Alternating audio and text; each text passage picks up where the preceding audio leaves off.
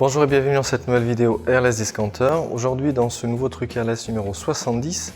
nous allons aborder le thème de la soupape de décharge ou soupape de direction, selon la manière avec laquelle vous voulez l'appeler,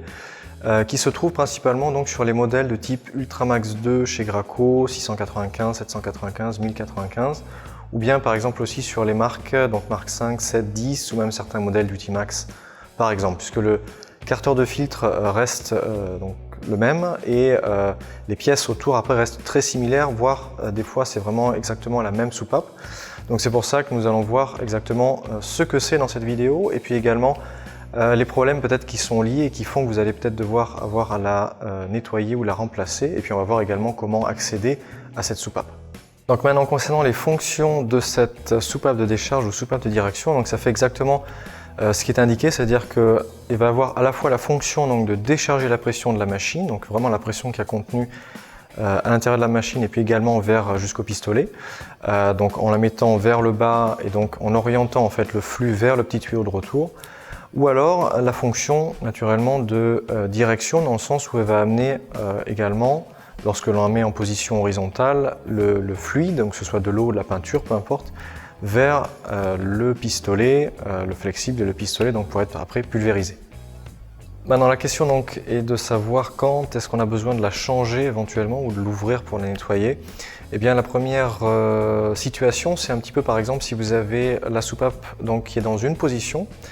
et qui amène donc le fluide en premier dans la position que vous l'avez mis, donc que ce soit vers le pistolet ou le tuyau de retour, peu importe. Mais ensuite quand vous allez la bouger donc, dans l'autre position, ça ne va rien changer, le fluide va continuer d'aller dans la même position dans laquelle la soupape était à l'origine. Donc dans ces cas-là, bien évidemment, il y a un problème et il vous faut la démonter donc, pour regarder, puisqu'elle doit pouvoir toujours correctement passer d'une direction à l'autre et ne pas être bloquée dans une seule position.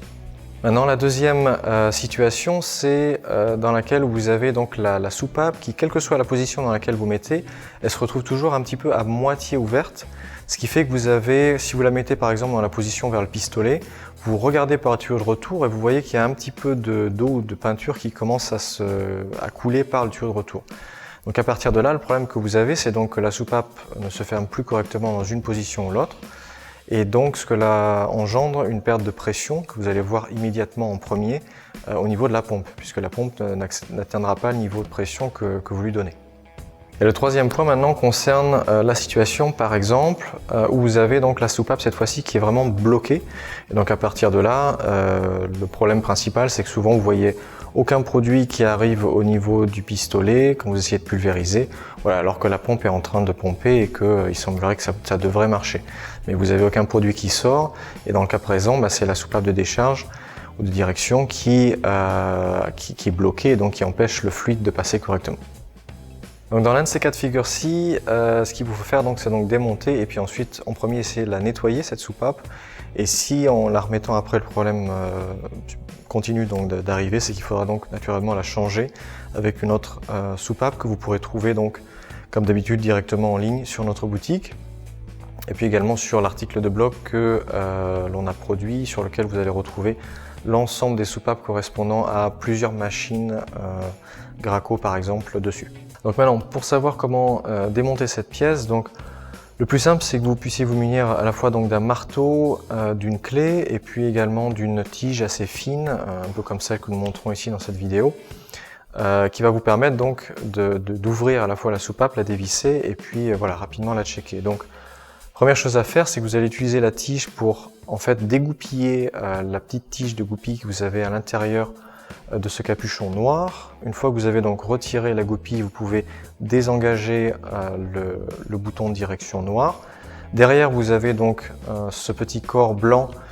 ce petit chapeau qui se trouve immédiatement derrière, qui permet aussi donc de caler le robinet dans une position. Donc celui-ci, vous pouvez également le déboîter. Et après, derrière, vous allez pouvoir finalement utiliser donc la clé avec éventuellement le marteau pour dévisser donc la soupape de décharge, la contrôler, la nettoyer, la changer si nécessaire, et puis ensuite donc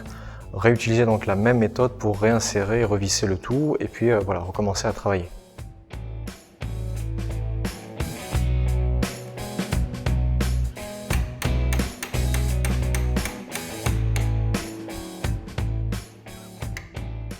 Donc voilà pour cette petite vidéo aujourd'hui concernant donc les soupapes de décharge, soupapes de direction, donc si vous avez éventuellement un problème avec et si vous devez donc les contrôler. Comme j'ai dit, si vous avez besoin de retrouver rapidement votre soupape de direction pour votre pompe, faites un tour du côté de notre article de blog correspondant à cette vidéo. Vous aurez déjà l'ensemble des informations et liens sur pas mal de soupapes différentes. Si vous ne trouvez pas votre soupape pour X raisons, parce que l'un des modèles présentés, qui sont souvent donc les derniers, ne correspondent pas à votre pompe qui peut-être remonte de quelques années,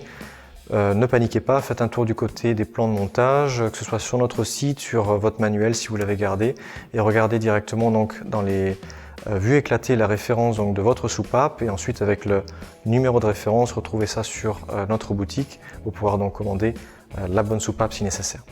Voilà, si cette vidéo vous a plu, n'hésitez pas à la partager, la liker comme d'habitude. Si vous avez des questions, n'hésitez pas à les laisser en commentaire ou à nous contacter directement. Nous sommes dispo du lundi au vendredi de 9h à 16h30 pour être sûr de nous joindre, par téléphone, par email, par WhatsApp ou par Messenger. Et sur ce, je vous dis à très vite sur LS Discounter.